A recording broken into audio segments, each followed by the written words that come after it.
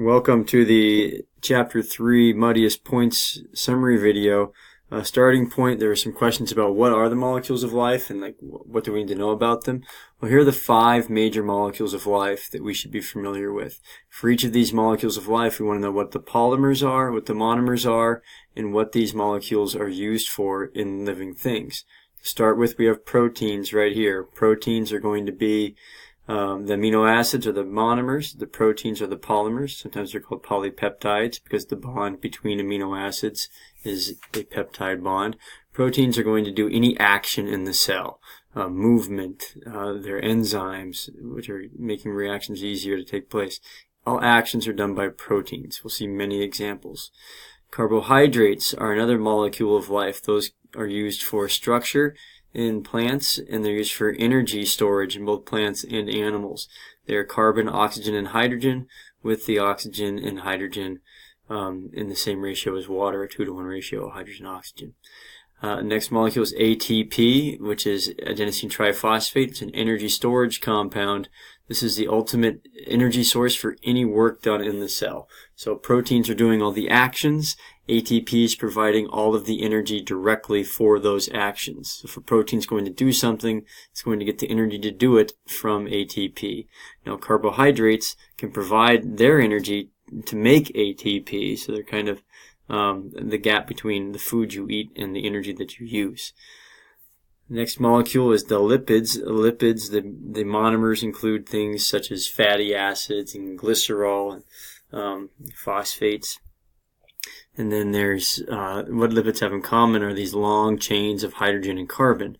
We use lipids for structures. There are cell membranes, or any membrane inside the cell, protecting inside and outside or separating solutions or parts of the cell.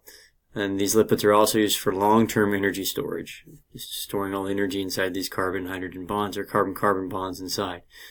Fat tissue being lipids. Lipids are both oils if they're liquid or fat if they're solid. We'll look at more types of lipid later. And then the last group of molecules of life is the nucleic acids. This is your DNA and RNA. It's your genetic material. The monomers are called nucleotides. The polymers are DNA and RNA. Okay, a little more detail with the carbohydrates was asked for, distinguishing between the monosaccharides, disaccharides, and polysaccharides. So the monosaccharides that we looked at in class were glucose, fructose, and galactose, which is lactose for our purposes. The monomers, the single pieces, the single rings, you could view them as, versus the disaccharides of sucrose and lactose. So it's got disaccharides have 2 monomers. Whether it's glucose and fructose to make sucrose or galactose and glucose to make lactose. A polysaccharide is going to be many monosaccharides linked together. So in this example here, we have glycogen, which is the human or animal polysaccharide form. You see it's got all these branches. It helps keep it a liquid. We're all jiggly with our glycogen stores in our cells. It's repeated glucose units in here. Now, if this was a plant cell, all of the glucose rings would be arranged in very straight lines, not branches like this, and all stacked together, and that would be cellulose. With the proteins, there's some questions about the relationship of amino acids to protein structure and what goes on there. So when we're looking at a protein, there are 3 ways to look at the shape of a protein. There's the primary structure, which is the sequence of amino acids. Do we have, in this case, lysine, followed by lysine, glycine, leucine, valine, alanine, histidine? What's the order that the amino acids are connected to each other by their peptide bonds? Second, look at the interactions of those amino acids with each other. Are they hydrophobic or hydrophilic? Are they an acid or are they a base? Hydrophobic ones are going to be getting away from the water. Hydrophilic ones want to be toward the water. Both of them trying to be away from their opposites. Acids want to be next to bases and away from other acids. And then some amino acids will make strong cohesive bonds to each other and really attach. Taking that sequence of amino acids together with the interactions between them and their chemical properties, being hydrophilic and hydrophobic, or an acid or a base, you get this folded structure, this tertiary or 3rd degree structure, the 3D shape of the molecule.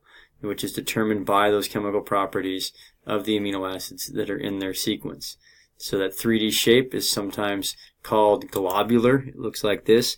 It looks random when you look at it, but to understand that it is a result of the sequence of amino acids that are linked together and the interactions of those chemical properties that they possess. Once you know the shape of your protein, you can find out, are there parts of that protein which are hydrophobic? Are there where all the hydrophobic amino acids are? Are there parts of that protein where all the hydrophilic amino acids are? And I can tell you where location would be. So some examples of that would be like this big red protein inside the membrane. There's a lipid membrane full of phospholipids.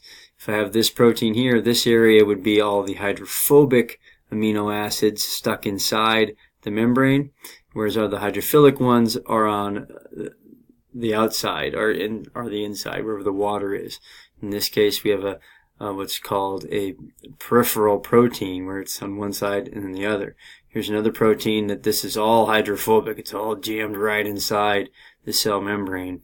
So just to note that the overall properties of the protein are going to determine where it's located and what it can do. Not too much of a concern for us now, but we're going to see that in the future.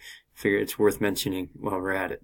Final note on the proteins, that one type of proteins are enzymes. These are going to be molecules that help reduce the amount of energy it takes for a reaction to occur. They do that by physically interacting with the reactants, sometimes called the substrate, the reactants are. And they bring those reactants into a close proximity or into the right physical relationship with each other that they can react easier. Those are enzymes, to keep that in mind. Okay, so now the lipids. Now the major types of lipids are going to be identified here. There's fatty acids, triglycerides, waxes, steroids, and phospholipids are the major types of lipids. That the fatty acids and the glyceride and phospholipids are related to each other structurally.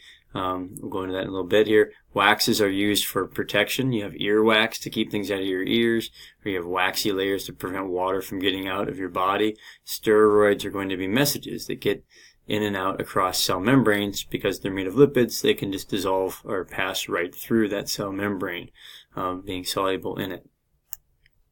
Two types of lipids that we looked at were fatty acids, and I guess between a saturated and an unsaturated fatty acid, whether the long chain of carbon and hydrogens is all single bonded carbons, or if there are a few double bonds inside of that carbon chain. All single bonds, saturated, some double bonds, unsaturated fats. Saturated fats are solids at room temperature.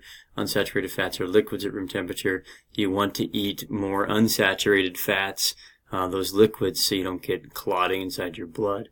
Another major type of lipid that we saw was the phospholipid. Here we have a phosphate group, glycerol, and two fatty acids connected to each other. The glycerol and the phosphate are going to be polar. They're soluble in water. The fatty acid tails, these long chains of carbon and hydrogen, are going to be insoluble. Now, these fatty acids and the phospholipid, here note that this fatty acid is saturated, while this fatty acid is not saturated. It's unsaturated with double bonds. Those vary. There are different types of phospholipid depending on the fatty acid chains. We're not going to worry about that, but just thought I'd point it out since it's in the picture. Now, phospholipids will come together if you mix them in water and form a phospholipid bilayer. That phospholipid bilayer becomes the cell membrane around a cell. It's a double layer of phospholipids with the polar heads, the phosphate and the glycerol, on the outside and the inside of the membrane, and then in the middle part of that membrane, represented in yellow here, that's where all those hydrophobic tails are. Looking at this molecule here, it's drawn two different ways, A and B. This is a fatty acid. It's fat because it's got this long chain of carbon and hydrogen. It's acid because it has a carboxylic acid functional group, so it's a fatty acid. This lipid is a triglyceride. There's a glycerol right here. And then I had these fatty acids. Here's the fat, here's the acid. The acid part has bonded to the glycerol part, and there's three of them, so it's a triglyceride. Hope this video was helpful. Keep in mind the big picture. 5 types of biological molecule. What are the monomers, polymers, and functions of these molecules?